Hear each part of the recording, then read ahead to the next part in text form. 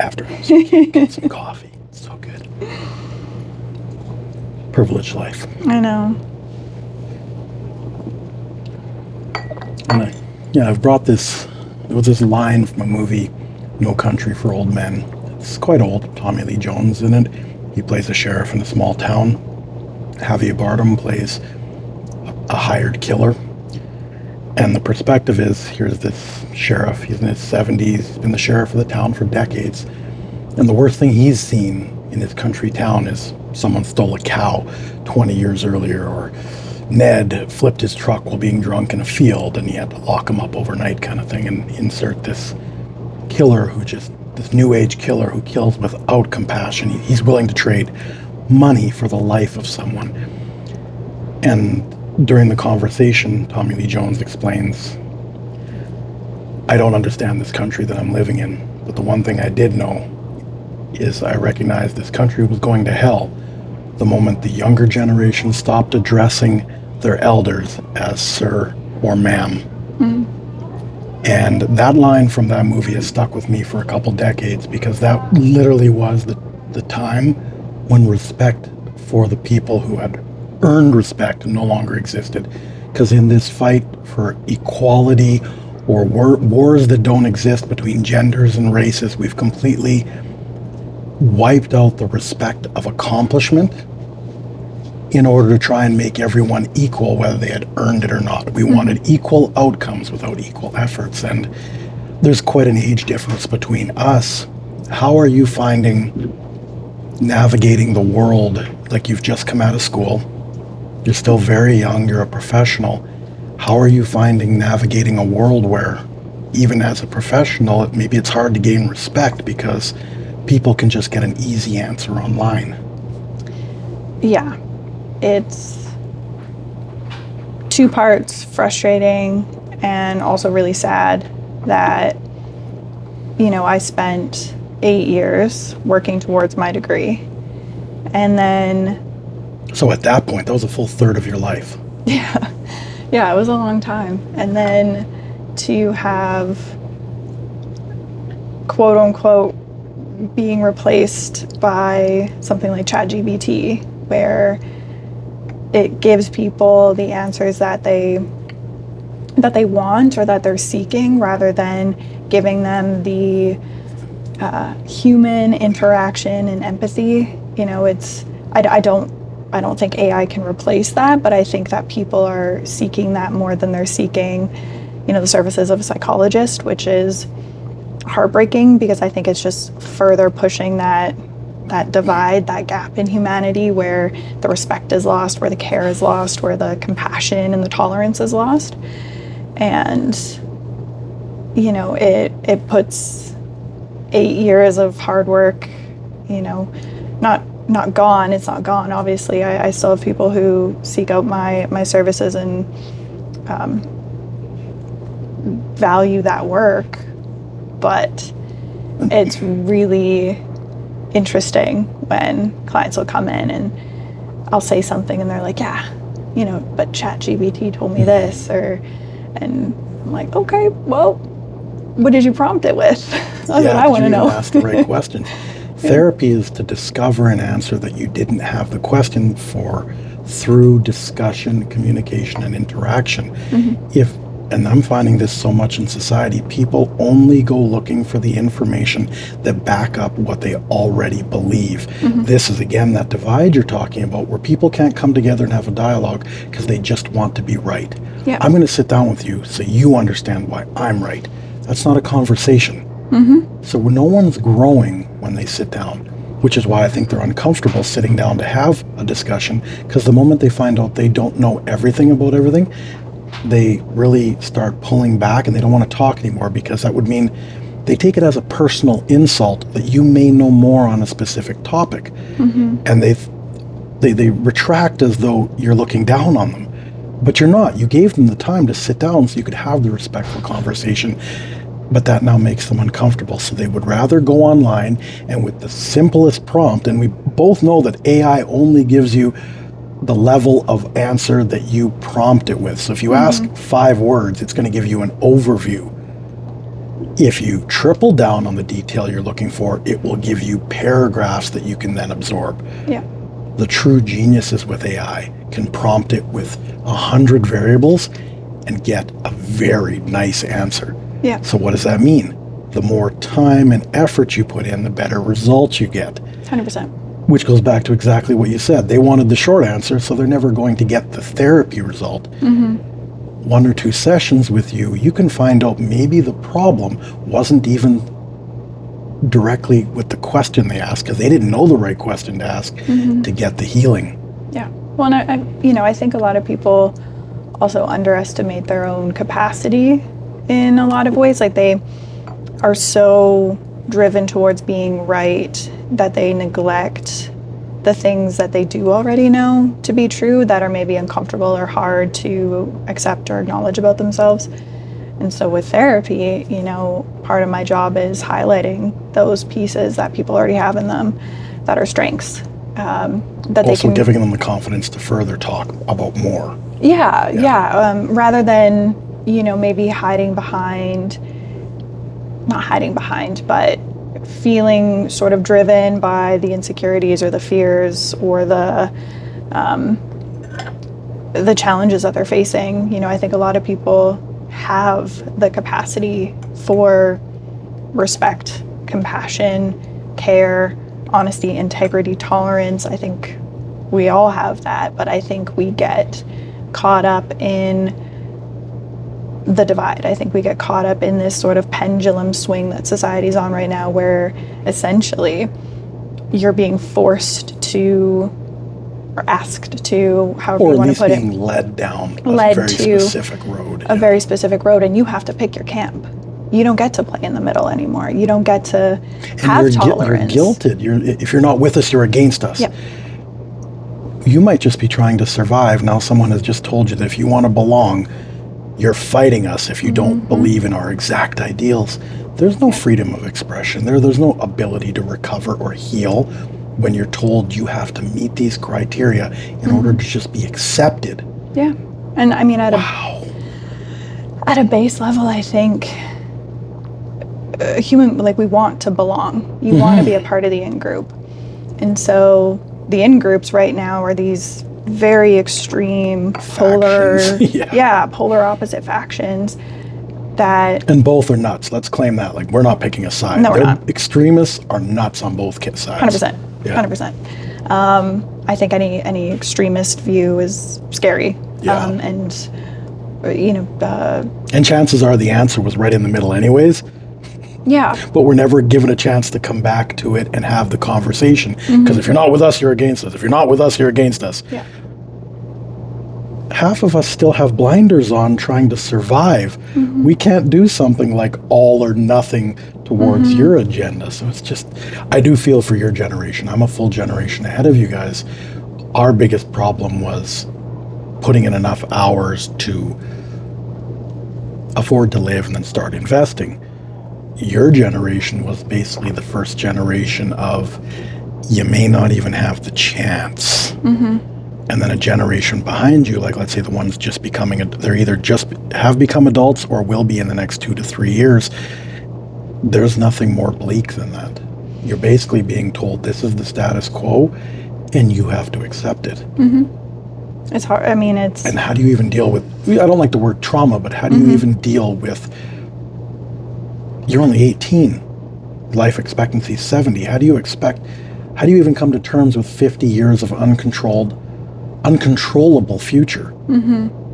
That's going to cause so much anxiety, fear, which is great for the people that control you, because the more fear, the more you're going to go down whichever path. Well, we're going to make this door really easy for you.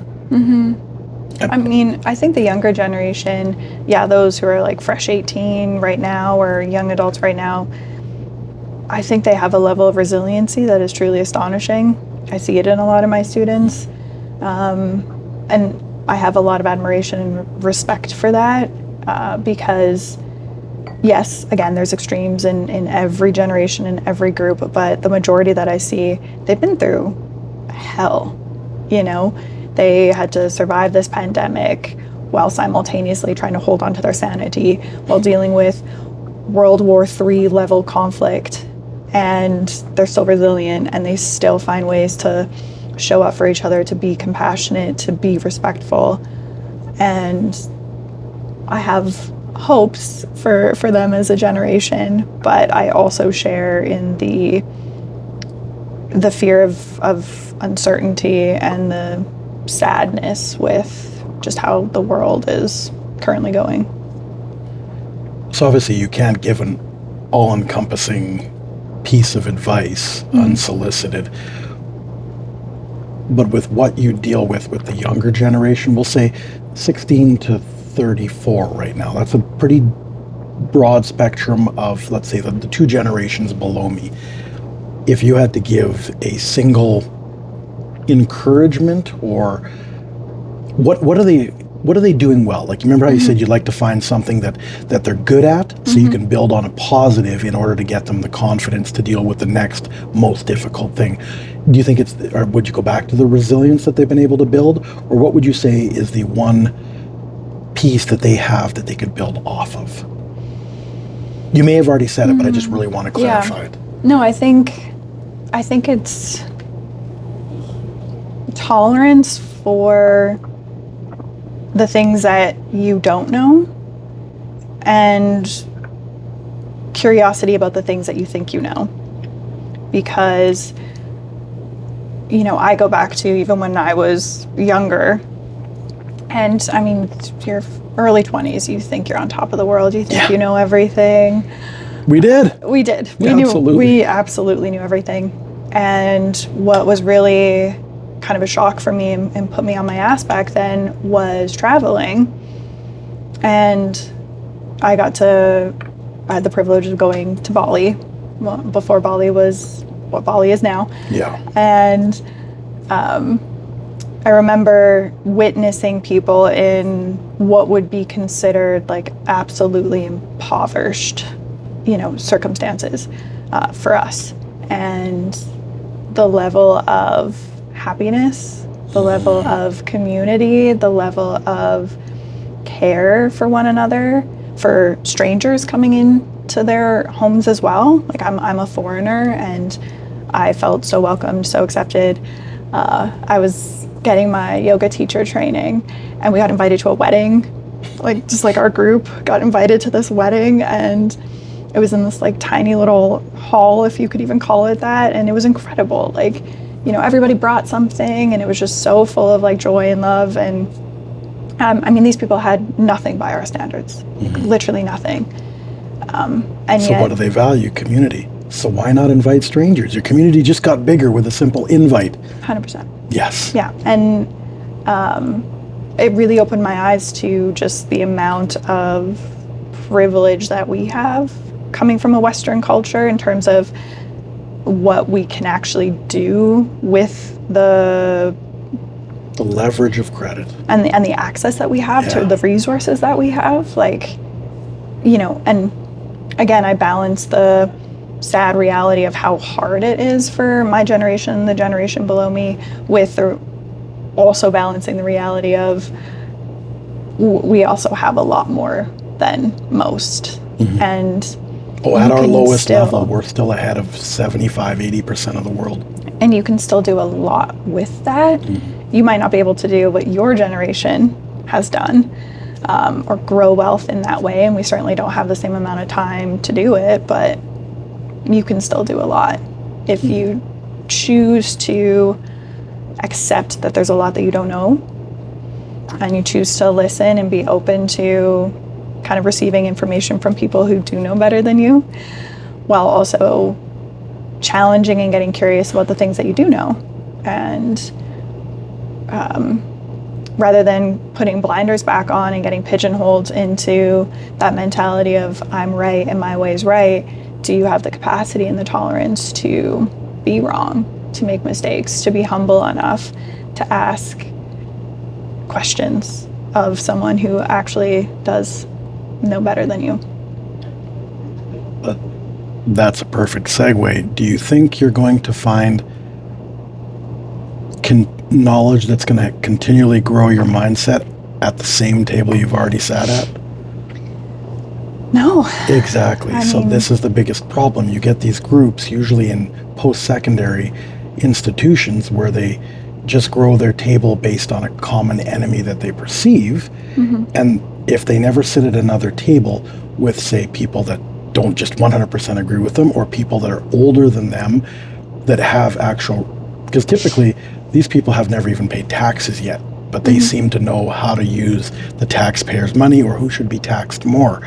So they go blindly into the world, and they're not even interested in sitting down with maybe half a generation older, because they may have to then drop the ideals that their egotistical group of self-righteous utopians, like I said, who've never even paid taxes. They're in an education system funded by taxpayers, so they can have these, and I'm not going to call them ignorant, even though it's not applicable to the world because they haven't been in the real world. Do you then, in my mind, I think that's where they're losing the most, because you can bring your beliefs at 16 to 22 and have the conversation with the 25 to 35 age group, who now has been, maybe they were where you were, believing what you believed, but they can say, okay, I understand what I thought then, but then I went into the real world, and this is where I had to adapt to make it work better. Because if you keep fighting this imaginary war, you never evolve mentally. You just keep adding new armies that you think are fighting you, but everybody's just trying to survive. Yeah. And everybody segregates, and then hate is a strong word, but they resent everyone else because they believe internally that this camp is hurting them, and this one believes that this camp is hurting them, and this one believes over here, and they just, all they do is regurgitate the same thing about how these other groups are hurting them, but they didn't even bother to send one delegate from each group to sit down, have that cup of coffee, and say, how do we make this better? Yeah. Well, and I think probably the best example that I've ever seen of that or heard of that was a speech given by the Dalai Lama at a congressional of the world's biggest leaders in religion.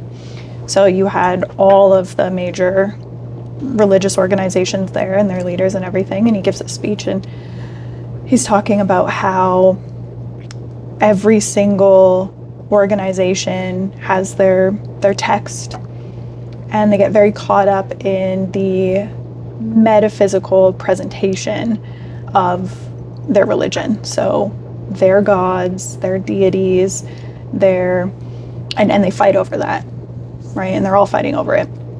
My God is better than your God. My goddess is no more than your goddess is. Blah, blah, blah.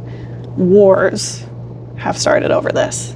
Well, the single greatest human casualty since the history of traced human, we'll call it mass murders or loss of life.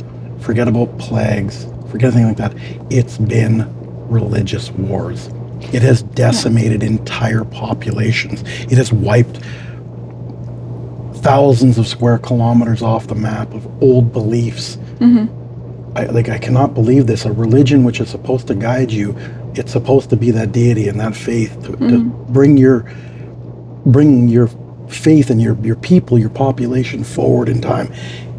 Someone actually believed that you had to eradicate someone else for you to be better. Yeah. And so that is the hardest part about religion for me. And I'm not saying I do or don't believe, but it's the most inhumane things have been done in the name of religion. And he was speaking to that, right? To literally all of the leaders of religion, basically giving them shit in a very Dalai Lamic way. And then he goes, I've read all your texts, all of them thoroughly, and what I found was that you're all saying the same thing. You're all saying, love your friends, be a good person, be respectful, work hard, but also take rest. He's like, you're all saying the same thing, but you are so caught up in being right, in having your God be the ultimate God, that you neglect the own principles that your texts are preaching. And this was back. Well, that goes back, I think that was in the 80s. It was early 90s. I remember something similar someone had brought up. It was a while ago that this speech was given, but I think that that is applicable not only to religious institution, but to just humanity. We get so caught up in fighting for an idea that we become so intolerant of other people's ideas, other people's ways of living, that we start to neglect love, neglect care, neglect respect. Basic human respect. Yeah. What was normal 100 years ago, like obviously my family's from Italy, if there was a weary traveler and they knocked on your door at midnight, you wouldn't think twice to offer them a room and a meal. Mm-hmm. That was normal. That was not exemplary behavior. That's not something that they would, if they had social media, post about what good they've done for humanity. Mm-hmm. Over the last 100 years, we just started building taller gates. Because I don't like the way that person looks. They don't agree with what I believe in. So I'm going to close my gate.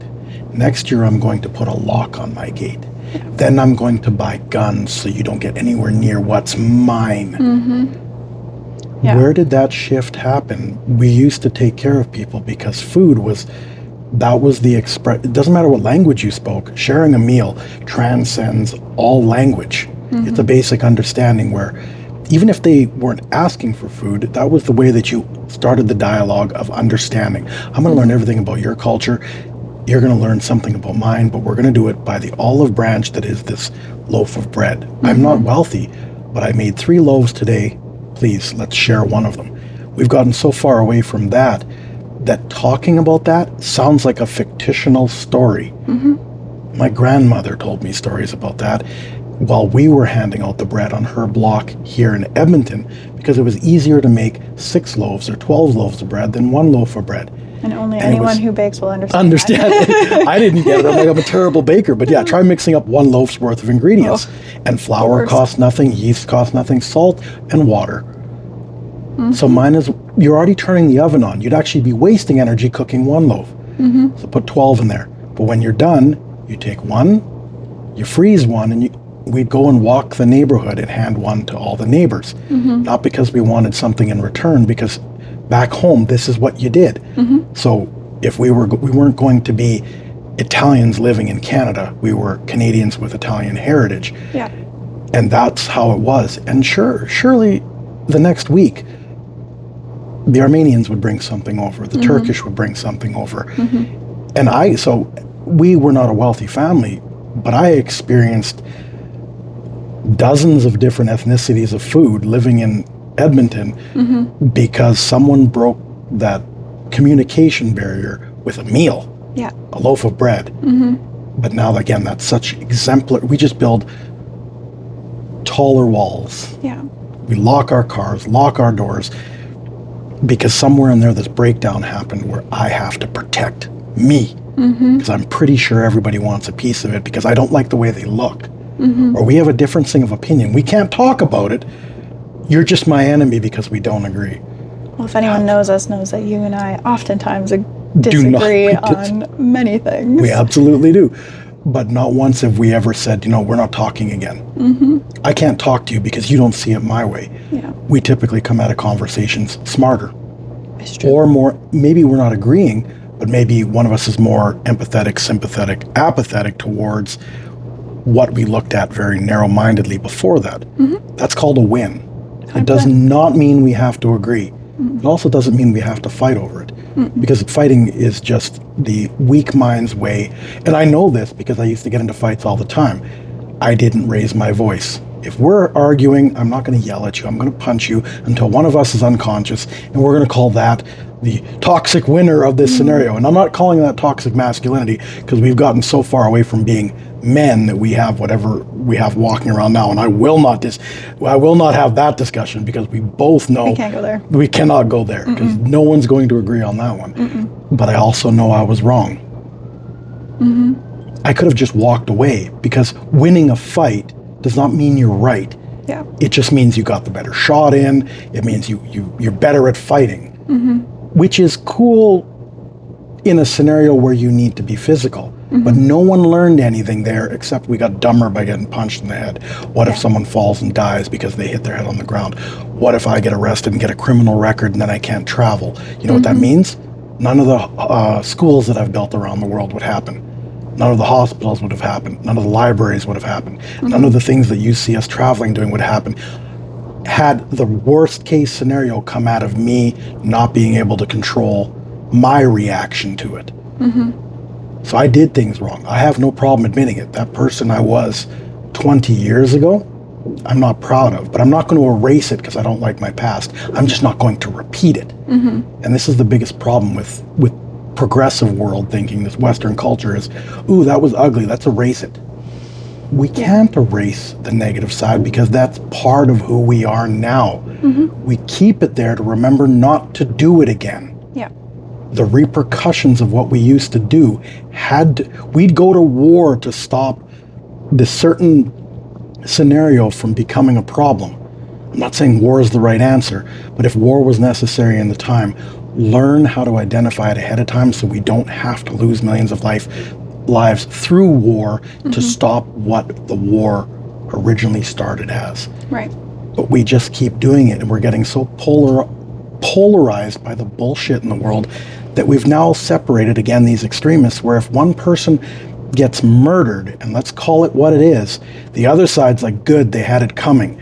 And then this side loses someone, and this side says, good, they had it coming. We're at the point where we're accepting loss of life over opinions. And we call ourselves progressive society. Yeah, it's... I can't live in a world like that, which is why you've seen what we're building elsewhere. There will be no political ideologies. There's just life or war. War can stay away. You don't need taxation when everybody agrees. You don't need someone to work harder than someone else when everybody else contributes to the community. You don't need to be polar opposites because you have the respect to sit down and just discuss it anyways. Yeah. Well, and I think that's where, just in general, because we are such a pendulum swinging back and forth between two extremes, that the intolerance for emotional distress has become so problematic, right? And I mean, you know, I've, in my career, and this is something that I was actually talking to some colleagues about, with how the political climate currently looks for us, you know, the question was raised of what do we do as psychologists? Like, what is our responsibility here? What is our, you know, ethical duty as it pertains to the standards of practice that we have and sort of the ethical limitations that we need to abide by? And one of my colleagues said something I think very profound, where she said, you know, on the one hand, yes, we have to speak out against extreme forms of unnecessary violence and harm and hurt and all of that. But on the other hand, are we not going to just perpetuate the problem if we don't ourselves have the tolerance to sit with someone who thinks differently than we do? And, you know, as a psychologist, I don't have to agree with what my clients' opinions are. I don't have to see their scenarios the same way. I don't have to agree with them, but I do have to show empathy for them as a human being. And it's actually through that empathy that we build tolerance and understanding, right? Because I mean, if I just looked at someone who had an opinion that was the opposite of mine and said, fuck you, right? I'm not even gonna have this conversation. What good is that gonna do? That's just gonna keep that divide further. But if I look at them and I go, you're a human being, and I wanna understand you as a human being, well, maybe I find something to connect to that resonates for me. Maybe we continue to completely disagree with one another on how we think the world should be, but I get to learn that maybe, you know, your viewpoint comes from fear. I can understand that. I know what fear is like, you know, or maybe it comes from insecurity. I can also empathize with that. I've been insecure, you know, and then all of a sudden it becomes two human beings sitting in a bubble of tolerance and empathy rather than two extreme ideologies trying to rip each other's throats out. Yeah, any relationship requires one side to be a little more forgiving or tolerant to begin with, because typically people, I'm not going to say are attacked, but the moment they say something, they're even worried about saying it, because if they don't know the person across the table in a new relationship, they sugarcoat things because they're worried about being too forceful, because in the past someone has quickly attacked them. So as a therapist, as a professional, yeah, you can't go in and tell them they're wrong right off the bat. It's better to hear what they have to say, whether you agree with it, and then find out what is the reason they believe that. Maybe they have to be so forceful in their approach because they've been attacked every time they've said something, but you don't know why they've said something. Does it come from former treatment that they've received in childhood, through their adolescence, maybe, and I don't like abuse and trauma. These are words thrown around way too much to over-exaggerate even the most minor thing. But if that's what got them to the point where that's why they're so strong in their beliefs that you don't agree with, if you break those barriers down by allowing them to talk about it, maybe they can find out what actually causes them to lash out from pain. Oh, they might have that realization that I was directing it the wrong way, but you let me talk about it. So now I actually came to the realization that this was the cause of the problem, not the people I'm meeting, but the people I'm meeting automatically told me I was wrong. So I went defensive with an offensive approach. And then fights happen, whether it's verbal or physical. And then no one learned, no one healed. And I know over the years we've had very differences in opinion on what is true healing. But at the same time, I've also learned that like everything else, like any investment, I'm more in the financial, mathematical world of investing, but healing is also an investment. You have to allocate time to step out of what is currently harming you, to figure out what is actually harming you that's keeping you from healing, and then focusing on that. You have to invest the time. You have to break away from what's comfortable, because let's call it regular investing. I know that if I go to work 8 hours, I get this result. It's not working against inflation. That's a mathematical equation. So your solution is, do I work? It's uncomfortable, but do I put in 5 more hours of work? That requires an effort.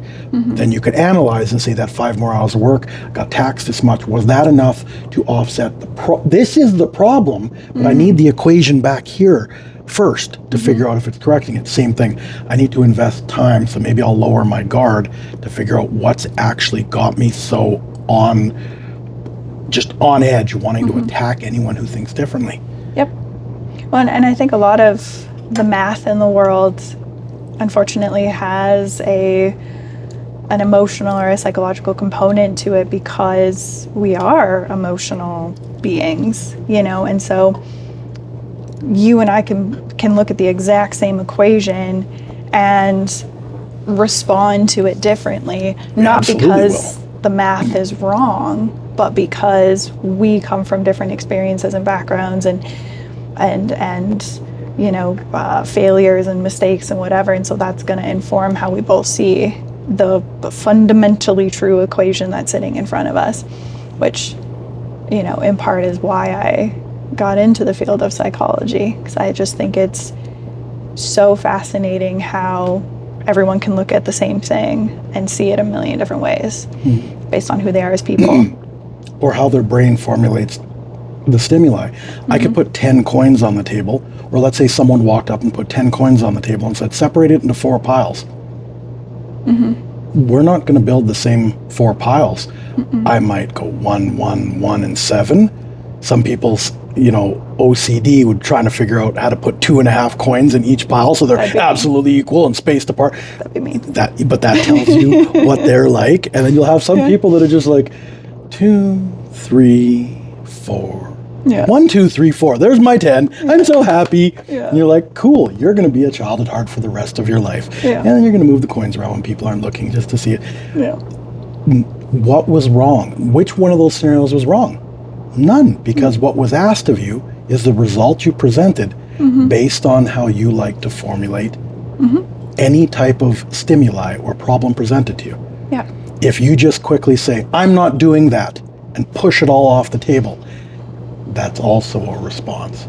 You could technically still make 4 piles. if you pushed it off. Yeah, that's true, that maybe. I'll make more files.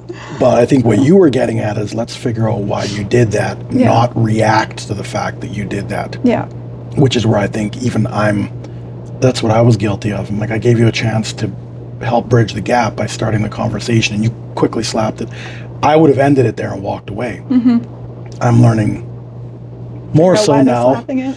Why did you do that? Mm-hmm. And if you still don't want to have the communication, I'm not going to maybe take the in-depth look into it as far as you would, but I've at least gotten to the point where I'm going to ask why that was the response. Right. Well, and I think, yeah, I mean, it's not our responsibility to force someone into change, nor can we. And it's not our responsibility to make people listen. It's not our responsibility. That's the truth. But everyone gets to make that choice. And going back to what we were talking about earlier about patience, right? Like, I think patience and tolerance goes hand in hand, because an impatient person isn't going to have the tolerance for a response that they don't like necessarily, or they're not going to want to hear the reasoning for why someone does what they do. And I'm not saying that you have to continue to extend good faith beyond a reasonable, amount, but I think too many people aren't slowing down enough to ask why, to understand, to meet people where they're at. I think you've just identified a much bigger problem in society, not just with tolerance, but people are so focused on creating the stress and anxiety in their life by just charging between the things causing them stress. They're literally beelining it to the next thing they don't like, or that's hurting them, or that's giving them anxiety. And they're not even seeing, you've got 1.2 million people in this city, and they're all beelining it to their next source of stress or anxiety. No one's even bothering to see that. Have they gotten in somebody else's way? Did they bother? We're all going to the same place today. Maybe we should just get in the one car. Mm-hmm. We'll get one person to drive, and the three of us can decompress for a second. Mm-hmm. We'll get there at the same time, but three people would have been able to relax their mind. Then when we drive back, the driver gets to relax, someone else takes the helm. We're so focused on dealing with our perceived stresses and overstimuli that we're causing the inability to even communicate to help ourselves. Mm-hmm. A community will always help itself better than one person can, because one person only knows their state of mind. Mm-hmm. Someone not in their circle of trauma can easily identify, oh, I can see what you're doing wrong, mm-hmm. but I'm not going to offer that information because you think I'm judging you. Right. So if this person just puts that ego down for a second, I'm having problems, but I can't identify it. Mm-hmm. This person doesn't have to be a specific demographic. It doesn't have to be someone you relate to. But if you ask an outside opinion, mm-hmm. they'll be more than happy to sit down, going back to why we have the cigars. Yeah. A cigar is a minimum 60-minute commitment. Mm-hmm. Nothing's being rushed here, but man, I'm going to learn a lot more in 60 minutes if we both understand we're not rushing this. Mm-hmm. Don't force people to smoke, but imagine how much I can get out of people instead of having a quick cigarette or a quick coffee or a quick cocktail. 15 minutes, we're out, we're going, we're leaving. Mm-hmm. No, we have to commit 60 to 90 minutes. We're going to learn something, even if it takes 15 minutes to decompress. Yeah. Then I still got you for 45 minutes. What do we need to? The wall's down. Mm-hmm. The guard is down. Mm-hmm. What are we going to talk about? And I guarantee you it won't be bullshit at that point. It's not going to be superficial. What were you binge watching, or how's your day going? I'm not actually listening. It's just that's the only thing I know how to have in frequent, useless conversation. Mm-hmm. So when you break past that after 10, 15 minutes, then it's, so how's the family doing? Do you have any travel coming up? Mm-hmm. Oh, have you gone to any good restaurants in this city? I haven't gone to a restaurant. Oh, I went to this really good Thai restaurant. Mm-hmm. Now you're smiling because it's bringing back 15 minutes earlier, you were so stressed to think about even what kind of food you like. Now mm-hmm. you've unwound and you're like, this big smile. Oh, I love Thai food. Mm-hmm. I also like Thai food. We should go for Thai food. Yeah. Now we're going to go spend an evening together enjoying Thai food. Mm-hmm. That sounds like I just made a stupid leap of faith, but this is how our world runs. If you look at any of the products that we've created, and this isn't a way, I'm not trying to sell anything because we don't sell any of our products. It's literally the icebreaker to get people to lower their guards about whatever was stressing them out, to start the dialogue of how do we communicate better? And I'll extend the olive branch by, this is a product I developed to share with someone. Yeah. There's no bias there. There's no, I don't care about gender. I don't care if ethnicity, religious backgrounds. None of that matters. Have a cigar. Have some chocolate. Have some of our coffee. Yeah. Well, and I think, you know, in those instances, you're sitting down with people that maybe you would never interact with in your day to day. You know, and I think that's one Well, of I'm the a toxic things, white male. No one wants to interact with me. especially with that haircut. Absolutely. But I think that's something that I had always been so grateful for, that you can't put a monetary value on with regard to the group, right? Because I met people that I would have never met otherwise. I talked to people that I would have never talked to otherwise, and the amount of value from those conversations, you can't put a price on it. And from every walk of life, from every continent on the planet, when we get together, it looks like a UN meeting, and no one thinks they're more important than anyone else.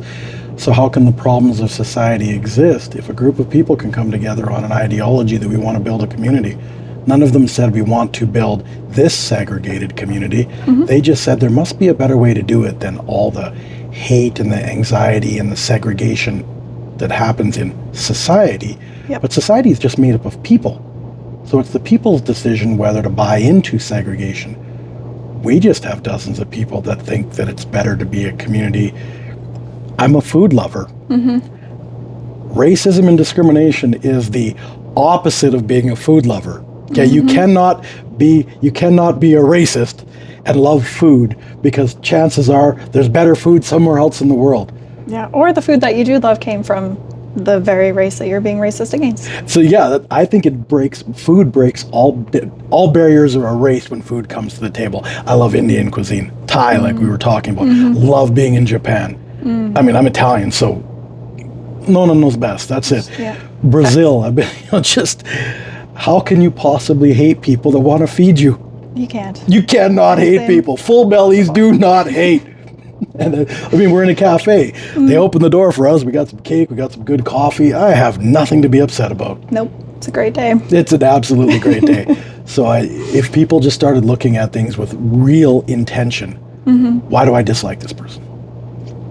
I don't have a good reason. So you know what? I'm not going to dislike them. I'm going to invite them out for coffee. Yeah. Or better yet, they're from this background. Maybe they can give me advice on where to go to get the best restaurant. What happens one day if you're such good friends, they invite you into their home to cook how their grandparents taught them how to cook. Oh my God. Then all of a sudden your life has just gotten better. And I didn't mention dollar values in there. I didn't mention status in there. No one cares what car is being driven. The dialogue of community is open through food. 100%. There's no ignorance and intolerance in food. There's just appreciation for the respect of centuries of perfecting comfort food. No one is born of Michelin-starred restaurants. Every country's comfort food is what the poorest people in the country perfected. What's cheaper than pasta? What's cheaper than rice? What's cheaper than potatoes or cabbage? Nothing. But what makes you wealthier than sitting with all of those people and sharing a meal? Money does not make you wealthy. I've seen the wealthiest people on the planet, and it's not their money. They're so well traveled. They're so well versed in other cultures. They can go to any country in the world, you know, barring some political problems or whatever, and they can just assimilate into the populations and disappear into a restaurant.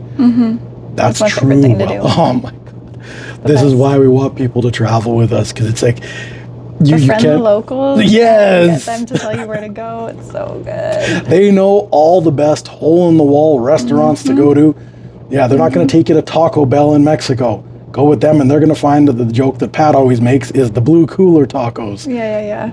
Oh. And if you've traveled to Mexico, you know exactly what we're talking about. You will not get better tacos than the ones that come out of the blue coolers, and it does not make sense. And you'll never get sick on that either. No, you won't.